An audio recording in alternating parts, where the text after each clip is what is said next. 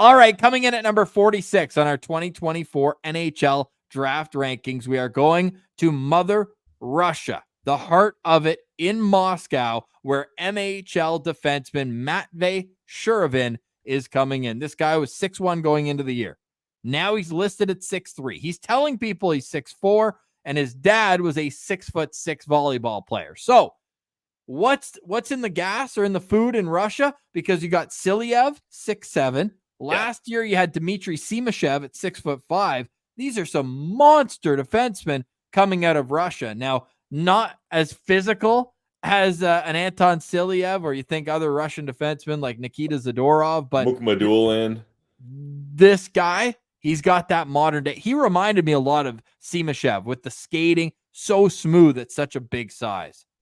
Yeah, I'm not quite at the Simashev level with Whoa. Shuravin here, but Shades of, okay? Okay. Simashev was 6th overall last year. Yeah, okay. I just wanted to make sure how lofty we're putting Shuravin here now. Certainly, there's a lot of things like the size right off the top. You got to love that. He did get 11 games in the KHL, had 2 assists, but he spent majority of his time in the MHL over in Russia. 22 games, no goals, 7 assists, and EP mentioned in the write-up that they did about him that he started in the MHL and he's a little shaky, not really finding his footing, not able to contribute the way he kind of is expected to.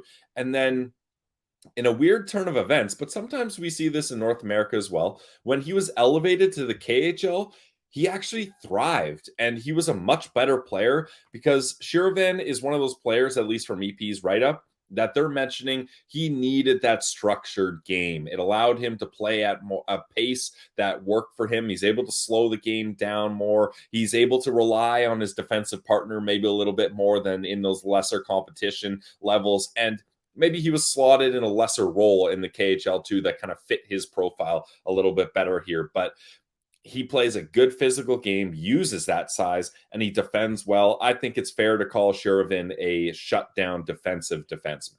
Definitely agree with that. And he got to play with a couple Sens legends over in CSKA Moscow. Vitaly Abramov, still over Nice. there kicking.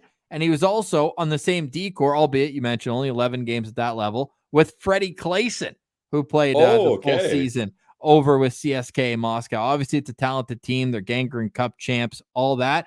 He is still working his way up there, but this is a good sign if he's getting KHL minutes at that young of an age on that quality of a team. Now, MHL, I hope he's done with that. That's basically the AHL of the Russian system. But for me, it's just a matter of like, let's get this guy overseas. If you're going to be a defensive defenseman, I want you to know the angles of the boards in the NHL, and I want to be learning in the system that I want you to play in a more how do I say this, North American style of play. But to me, I mean, maybe this is just stating the obvious, but after what they did last year at the draft with Arizona and Bill Armstrong going with Daniil Boot, going with Simashev, like this to me would be a very Utah second round pick. They've got 1 million picks. I feel like this would be another Russian to add to the crop and have these guys all come over together and help build that thing. They're also all beasts because Boot is 6'5" as well. So I think he'd fit in well in that system. He is a left shot defenseman, but he's a guy who I think a team that already has a ton of skill and maybe some offensive minded defensemen in their system could use him to balance things out. Yeah, I think that's a fair way to approach it. So we've talked about the defensive side of the game. That's definitely Shuravin's bread and butter. However, the offensive side, you can see from the points. Now, I'm a little confused on this. EP has their stats that he didn't score, but then I read some articles he did score in the KHL. So I don't know. There's some kind of cloudy Russian stats that are getting lost in translation. Maybe we'll get to the bottom of that. But the one thing EP really does is they lean on advanced analytics, obviously, and the advanced analytics for Shuravin on his ability to transition the puck up the ice were very bad.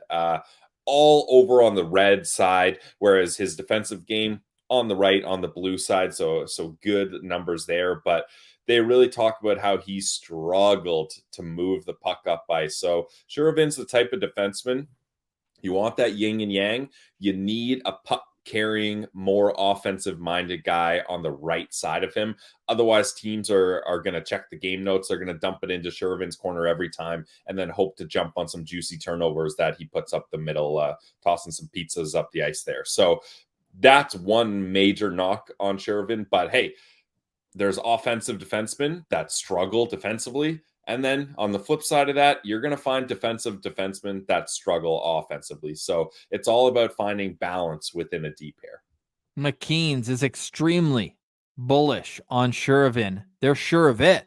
At 19th overall on their rankings. He's at number 37 with Craig Button, 38 with Corey Pronman, 40 with Bob McKenzie, 43 with Chris Peters, all the way down at 71 with elite prospects. He was an honorable mention just outside of Scott Wheeler's top 64.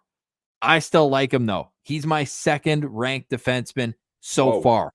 So far.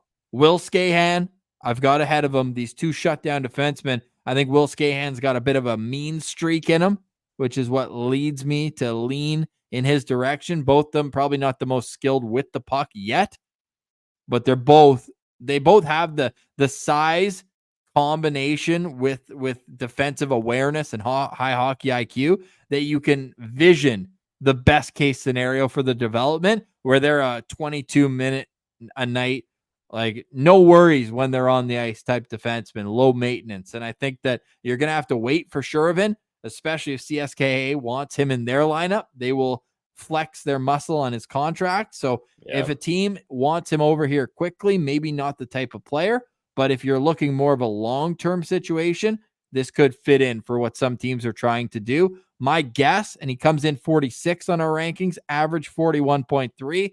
I think you're going to look at a contender draft, like a contender right now, drafting him with their second round pick towards the end of the second round. So, Ross, I know you always like to wait, just pull it back to the rankings for a quick second for people on YouTube. I know you like to go Olympic style. I think that would be a good exercise for Shuravin here. Take out 19 and take out 71, a 52 range, ranking range there, if my math is correct. So I think you're looking early second round. If the Ottawa Senators selected him with the 39th pick, Ross Levitan's reaction would be cool. Okay, cool from Ross Levitan. It would be a 6.7 out of 10 excitement level. Okay, all right. I'm much lower on Shuravin than you are, Ross. I've got him in the same range as Leon Mugley. These two guys, I like their pro experience, albeit only 11 games in the KHL, but EP mentioning that he was much better in the KHL than the MHL. I like that. Mugley, a lot of games in the Swiss League, so I like that pro experience. I've got him at 3 stars here. I don't think this is a guy the Sens should target with the 39th pick. Like you mentioned, he's likely going to be a project guy. You're going to have to deal with the Russian factor, which it can either be nothing or everything, right? Like it can be nothing and you can figure that out and you can work out a deal, or it's a complete dead roadblock and you're waiting years to even see him come over to North America, let alone get up in your system and get up to the NHL. So that is not the direction I think the Ottawa Senators should be going. They don't have the prospect pool depth to be taking that kind of risk on a player that I don't see with a lot of upside here. So I've got 3 stars for Matvei Shuravin. Shuravin comes in at number 46 on our Locked On Senators NHL draft rankings. For more, go check us out on YouTube.